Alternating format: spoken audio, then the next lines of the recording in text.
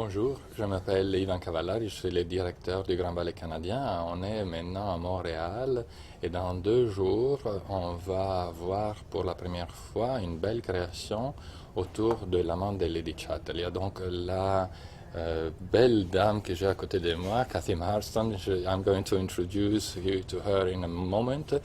In her own language, she's an English choreographer. Mais je reviens un petit peu au français d'abord pour dire bienvenue à tout le monde. Je suis très content de pouvoir présenter une belle pièce comme Lady Chatterley à Wilfrid Pelletier. Tout le monde est sur scène déjà, donc on répète intensivement sur les dernières étapes, comme chaque création a des défis encore qu'on présente, qu'on voit à la dernière minute, mais je suis sûr que Cathy va pouvoir vous expliquer tout ça plus tard dans un moment. Et voilà, now maybe I should say a few words in English. Welcome everyone, and my name is Ivan Cavallari, I'm the artistic director of the Grand Ballet Canadien based in Montreal, and this beautiful lady next to me, Cathy Marston, is the choreographer in charge for Lady Chatterley's Lovers. And in 2 days we're having a world premiere. Cathy, I think that was probably one of the choice of doing Lady Chatterley was one of the choice that she proposed me, and I was very happy with that because I think beside all what one can think, it's a great love story. So Cathy, maybe a few words about the choreographic process and how lovely my company looks like. Your company they are more than just looking lovely, they are lovely. It's been a complete pleasure to be here for the last 8 weeks, and we're getting now to the end of the process. This is our second rehearsal on stage, so literally our third hour in this gorgeous theatre. It's huge, it seats 3,000 people, and the stage for once is more than enough. Like you're kind of trying to really chase across it, which is really exciting. So we're at the point where we're lighting the piece in very few hours, and at the same time the dancers are spacing things. We were really lucky because Le Grand Ballet have a wonderful new studio theatre as part of their premises in Montreal, and we could, not exactly tech, but we've been able to have a rehearsal stage with the set built roughly in, but it's never the same as getting on the real stage, and now we're trying to sort everything out in just a few hours. So what you're going to see in a minute are some of the scenes being run by both first and second cast at the same time, because we were a bit short on time to give everybody their own rehearsal, so they're all being very helpful to one another. So what about the piece? Lady Chatterley by D.H. Lawrence was one of the pieces that I proposed to Ivan when he asked me to create a ballet for the company. I love making narrative pieces, and it's a classic English love story. I was born in Newcastle, and a journalist recently said to me, well, how appropriate that you're doing a love story from the north of England. What to say about it? I mean, it's obviously a very famous story because it was banned for so long, so it was censored. I think one of the main reasons that people know about it is because of the language that Lawrence uses. There's a lot of 4-letter words. Obviously, none of them are in the ballet.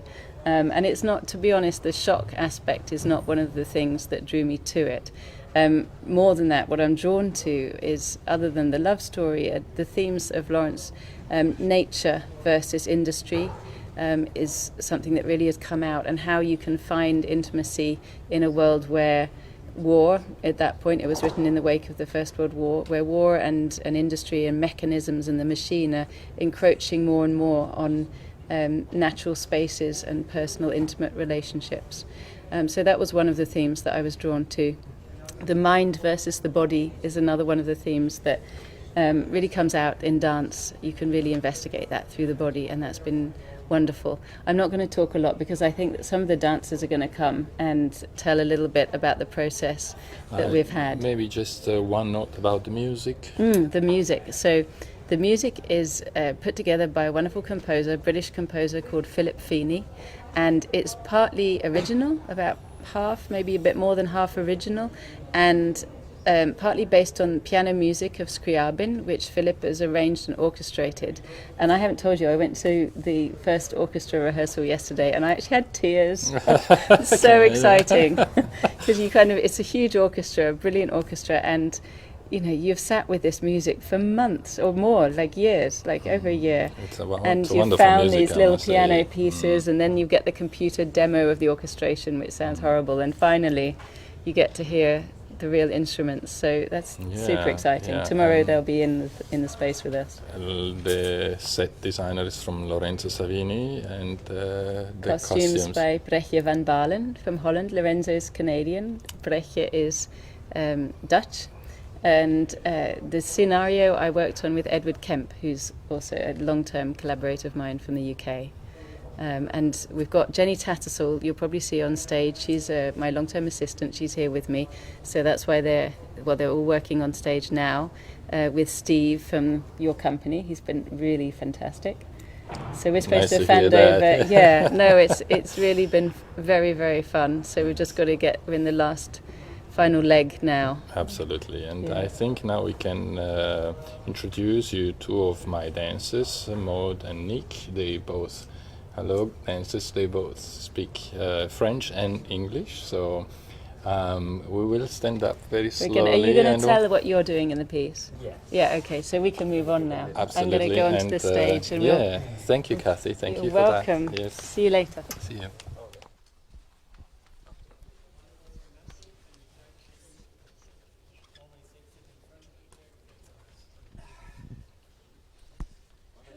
Bonjour tout le monde, hello world, hello everybody out there watching. Bienvenue au World Ballet Day. We're really excited to be joining everybody for the first time with Grand Ballet Canadiens. It's a great opportunity for exposure also for the company. It's great to be a part of it. Everyone is very excited. So apparently we have to use this. Yeah, we have to use the mic. So we hope you heard the first part anyway. We're gonna a bit describe what's happening on stage, what we do in the piece. So we're both casted for a second cast of role. Yep, I am Clifford, who is the impaired man, the disabled man. And I'm Bertha. I'm the ex-wife of the main character, Mellors. And I'm kind of the mean character here. You're the meanie. Yeah, I'm the meanie. Yeah. And Clifford, he's the sir. He's the lord of the house, the lord of the manor, and he owns everything. So right now we are on stage with a scene, which is scene 6, we think. Not much is happening at the moment. 6. They're sorting out lighting and things. But we know Kathy, like during the creation of the piece, she wanted to show the similarities between the war and also the Industrial Revolution, which was happening at the time in England. So especially in the first scene, which is a big industry scene, there is the girls who represent coal, and then the boys who represent the miners and the soldiers. So you have this contrast, but also a big similarity between these two aspects at the time. And this is really interesting actually, because I'm going to say this in French. Moi, je suis arrivée un peu en milieu de création, donc toutes ces informations-là sont intéressantes aussi pour moi de savoir, parce que je les ai pas entendues après ma barre, donc c'est intéressant aussi d'avoir des infos en plus, comme Nick vient de nous dire. Donc apparemment, vous pouvez nous poser des questions via live Facebook. On va répondre du mieux qu'on peut, en français ou en anglais, comme vous voulez. Donc n'hésitez pas à nous poser des questions que vous voulez sur la danse, sur Lady Chatelier. Anything. Prenez vos billets. Anything you want. Just send them in and book send your us the tickets questions. if you didn't. Also, for the people locally, make sure you get your tickets. What about... and there's 3,000 seats, so yes, there's plenty of tickets space to buy. What about the story of The Lady story, Chatelier? well... Kathy had to adapt it slightly because it has to fit in a 1 As she hour said and a before, half. Edward Kemp helped her with the adaptation for stage. She only had an hour and a half to fit the whole story in. So this provided some difficulty, but also some opportunities to adapt and change, and maybe for her preference things were better like this. The story. So the story is set at the turn of the 20th century when you have the Great War, the First World War. And your character, Clifford, Yeah. goes to war Yeah. and comes back paralyzed. Yeah. Half of the body is paralyzed. He's absolutely disabled, like from the waist down. He has no feeling. He's a paraplegic. This was a challenge to study and to rehearse for, and to kind of build a character without the use of my legs. We're used to dancing normally. Must be strange. So it was strange, but it was a really good artistic experience. Donc on disait pour les francophones que dans Lady Chatterley, le personnage de Clifford, que Nick va jouer, est paraplégique en fait, paraplégique. Et il est paralysé à partir de la taille jusqu'au bas du corps. Et il expliquait que c'était très difficile à approcher comme rôle parce qu'on a l'habitude en tant que danseur d'utiliser tout notre corps. Donc ça, c'était une nouveauté. Et donc après, on enchaînait avec l'histoire qui disait que donc Clifford et Lady Chatterley qui se sont mariés assez rapidement. Donc ont développé une relation plutôt intellectuelle étant donné que Clifford est disabled. Yep. And so since you're disabled, you have this intellectual relationship with Lady Chatterley. Yeah. But she kind of gets bored and a bit depressed because it's a lot to take care of. And so she will go and have a little search, you could say, for a fling, a fling, whatever you want to call it. She's not content with her life and with her marriage either. So yeah, complications will come, of course, because the man she chooses is from a totally different rank in society, which is absolutely... Yeah, it's below her class. Yes. He's the very lowest, he's the working class of England, you could say. So he's Clifford's gamekeeper. Connie meets him out in the woods one day, and from this moment they have electricity, and something starts to fizzle, and bit by bit they keep bumping into each other as destiny would have it, and they just can't resist. Yeah, by the end of the ballet you have a full-on love story. And so we're not going to tell you everything. Exactly, because you have to come and see. Yeah, exactly. Book your tickets. So, donc on explique un petit peu vite fait l'histoire en français. Que Lady Chatterley et Clifford, malgré son handicap, sont restés ensemble, ont développé une relation plutôt intellectuelle, mais que Connie, donc Lady Chatterley, devient un peu déprimée, et puis elle décide d'aller chercher peut-être une relation qui peut la satisfaire autrement. Et elle tombe elle tombe sur un des employés de son mari. Et leur attirance c'est irrésistible. Et donc, petit à petit, ils vont continuer de se croiser dans les bois et ça va être impossible pour eux de se résister. Et bien sûr, comme c'est quelqu'un d'une classe inférieure, ça va soulever beaucoup de tabous puis beaucoup de questions par rapport à la société aristocrate. Et donc, en fait, pour la fin, il va falloir que vous veniez voir qu'est-ce qui se passe. Parce qu'on va pas tout vous dire. Voilà, achetez vos billets. And about process with Kathy? Process with Kathy, yeah. For me personally, I enjoyed a lot. I mean, Kathy's British, so there's a lot of words and kind of second-hand knowledge that we share, sometimes jokes or phrases or ways of saying things. So it was very fun, and I understood her very well, what she was trying to show through Clifford. There were challenges, of course. I mean, he's a disabled man, so I personally, as a dancer, found it quite challenging to work with a minimalized body, in the sense that I couldn't use my legs, so this was definitely a challenge, but a valuable one, that's for sure. For me, I arrived, like I said, in the middle of the process, so it was a lot of catching up to do in the beginning, but she made it so easy, and she's been very giving and very nice to work with. Yeah. Very clear also in what she wants. She's very organized. Yeah. Very organized and no stress. Everything has gone very smoothly. Very smoothly, and the research is it's interesting because she also gives space to the dancers to try different things. There's no right or wrong until we find together what fits for her vision.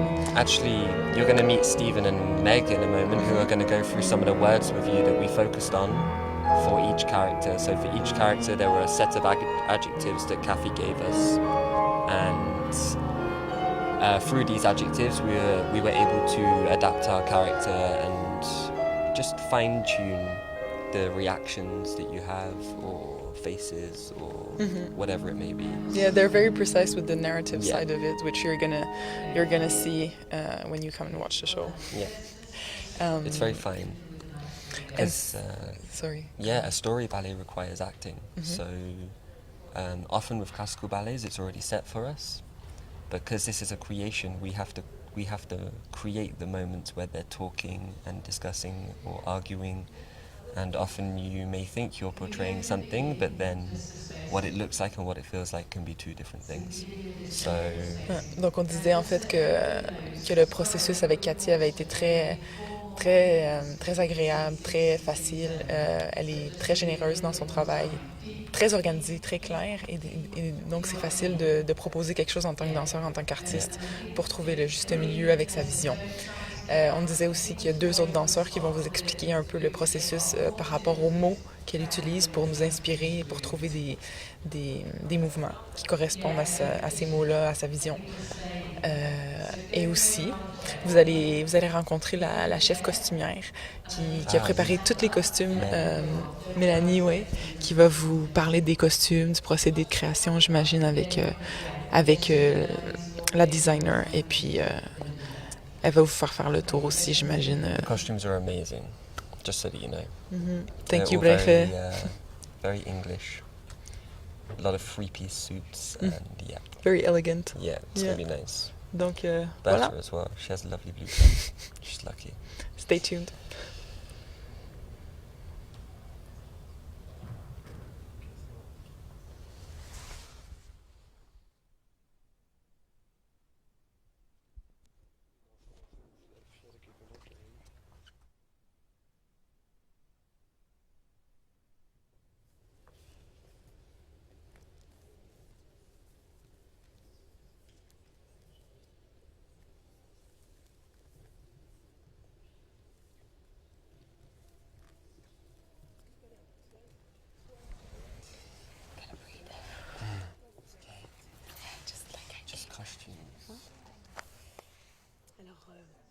Bonjour Nick. Bonjour Mel, ça va? Oui, ça va. Alors, je me présente, Mélanie Ferrero des Grands Ballets Canadiens, chef d'atelier de costume en fait. Alors, Lady Châtelet, c'est un grand processus pour nous en peu de temps. Un beau défi. Toujours plus? Oui, toujours plus, encore moins. Ouais. Alors, il nous reste 3 jours, on va les prendre. 2 jours, on est mardi déjà. Oh boy! C'est jeudi? Non, ça va. Oui, jeudi la première. Alors, le procès des costumes? Le processus. Alors, en général, quand on a une création d'un projet comme celui-ci, on va commencer à peu près au moins 6 mois d'avance à recevoir les maquettes. Et ensuite faire les choix de tissus, les recherches, tout ça. Dans ce projet-ci, pour 1001 raisons, on a reçu ça 2 semaines avant de partir en vacances.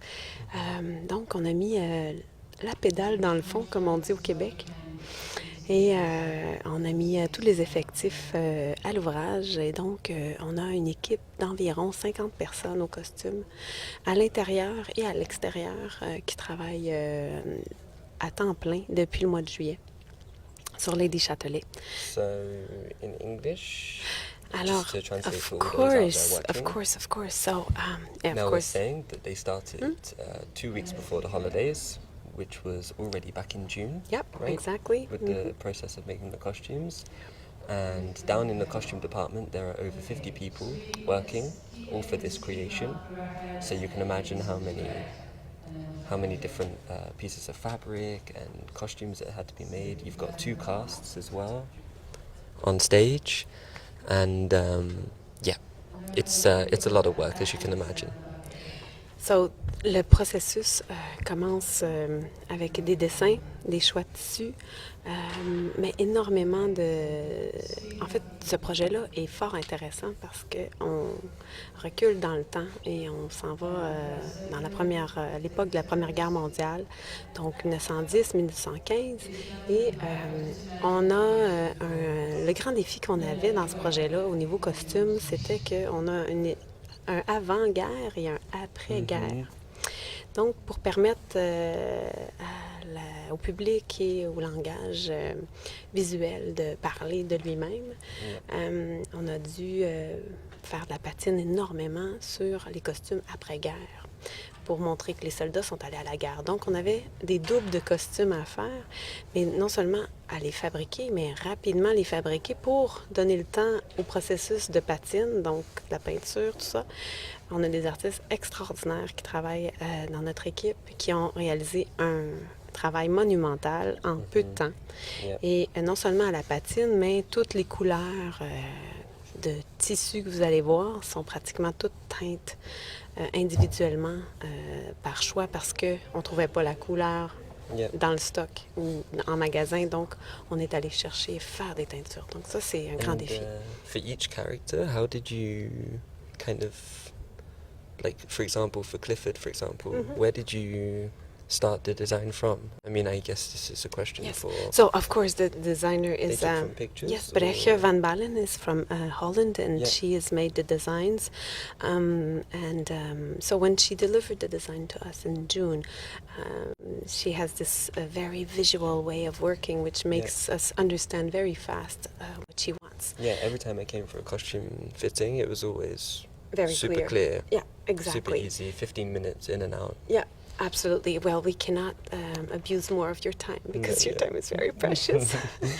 But a lot of the work is made before to be able to do a fitting very fast, of course. So we just look at the technical issues and a bit of the creation issues with the dancer, but most of it is done before the fitting, right? Yeah. And then we will work. We just turn up and it's all done. It's amazing. Magic. It's amazing. This is the hard work of all my team that are totally devoted. Alors j'ai une équipe dévouée de cœur. We have a lot of fun with the costumes. And we're always joking around. Oh. It's always a fun atmosphere down there. Makes me happier. Yeah, I think, well, it makes it be happy, Makes my day better coming to the costume department. So now we're going to go to Meg and Stephen, who are our colleagues in the company. They are also fellow dancers of mine. We're going to join them somewhere else, or they are going to be coming here, I think. So yes, Fantastic. we will be right back with you. Merci. Merci. Merci, Nick. Merci, Mel. Et bonne première. Oui, j'espère.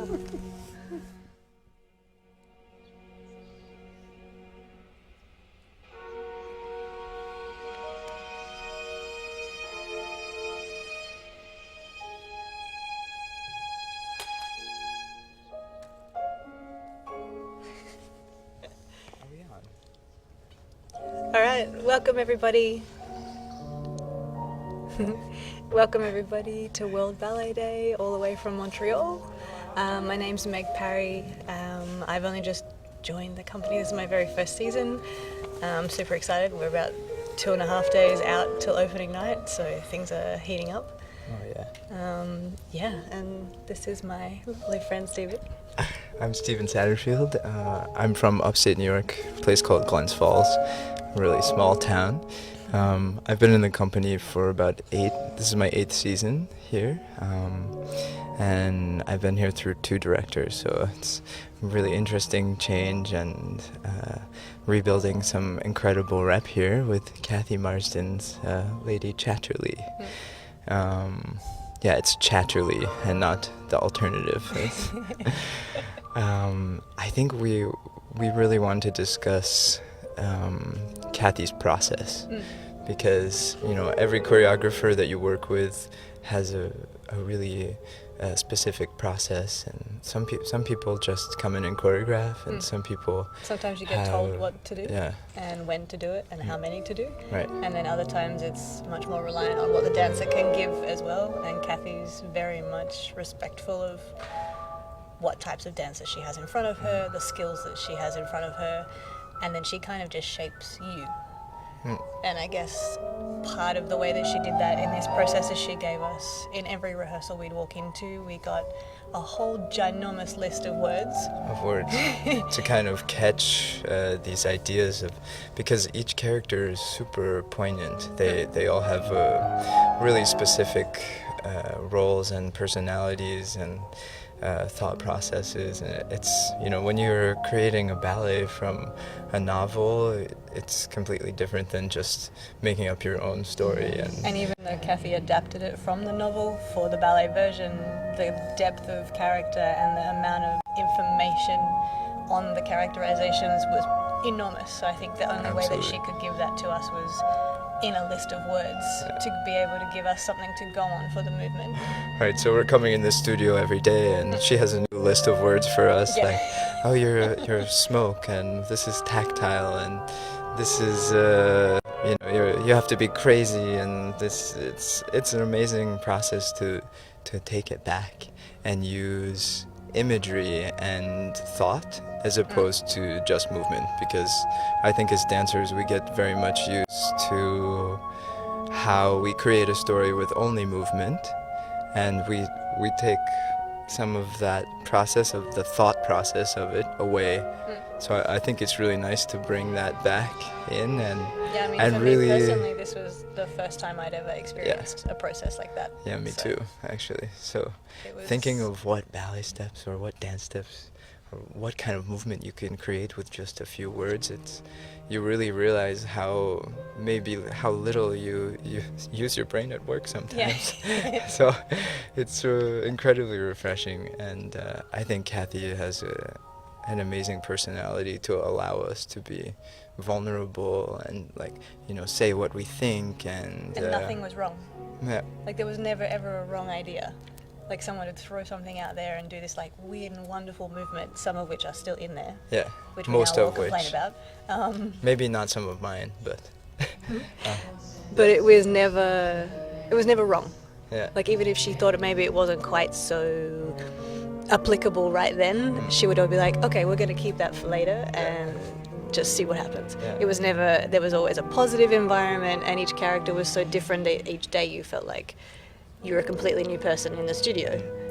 Well, when you're making a creation, it seems impossible to try to make uniform steps when you're dealing with every different kind of dancer who has a different body and a different thought process. And 14 dancers at the same time.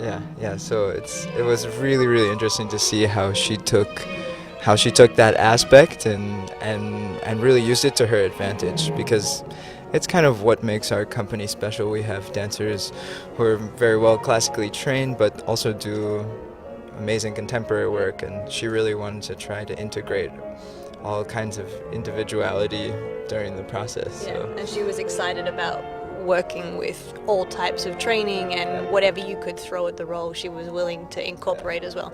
It's always nice as a dancer too, having something created on you. Oh my God. Rather than learning. I mean, learning choreography is great, but when you can actually put yourself into the role, then that's, pretty amazing.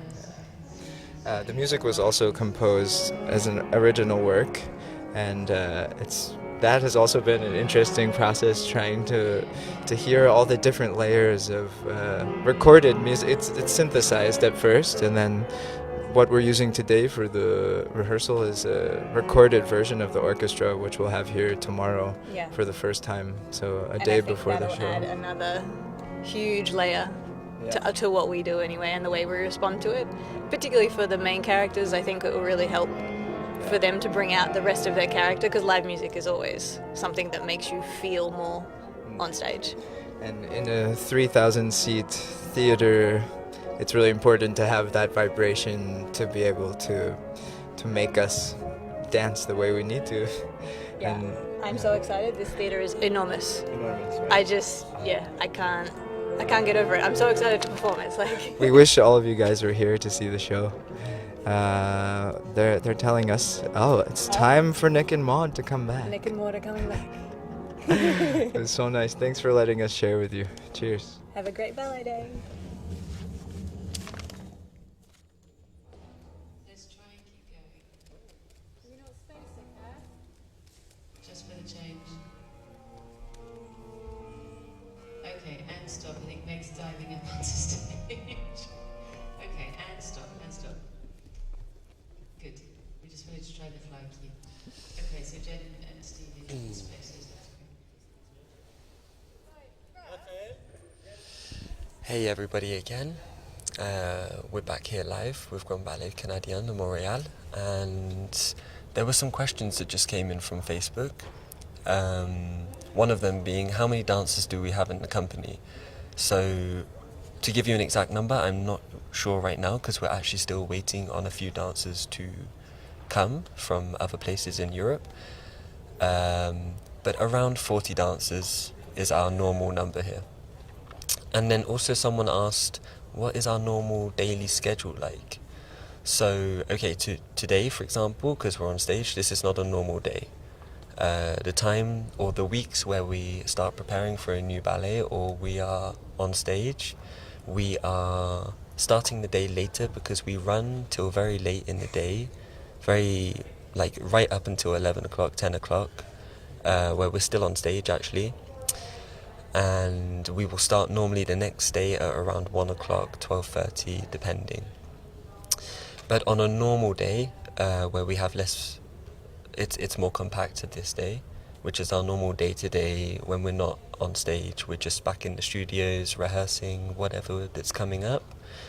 We will start from 10 in the morning and we will finish at 6 o'clock.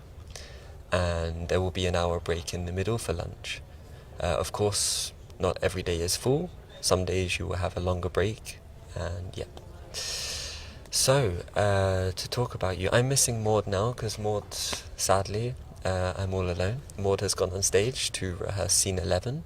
We are currently in the process. We've just done scene 10, which is a scene where I know very well, because it's one of my scenes. It's one of Clifford's scenes where he comes in to the house, and he's disappointed because Connie has been out somewhere, Clifford does not know where, and she was late for dinner or for lunch, and he voices his discontent with her, and basically through this you could say mild argument or debate, Connie starts to realize that it's getting too much for her, and so therefore she is, kind of, I'm not going to say losing her mind, but she's getting very frustrated with Clifford.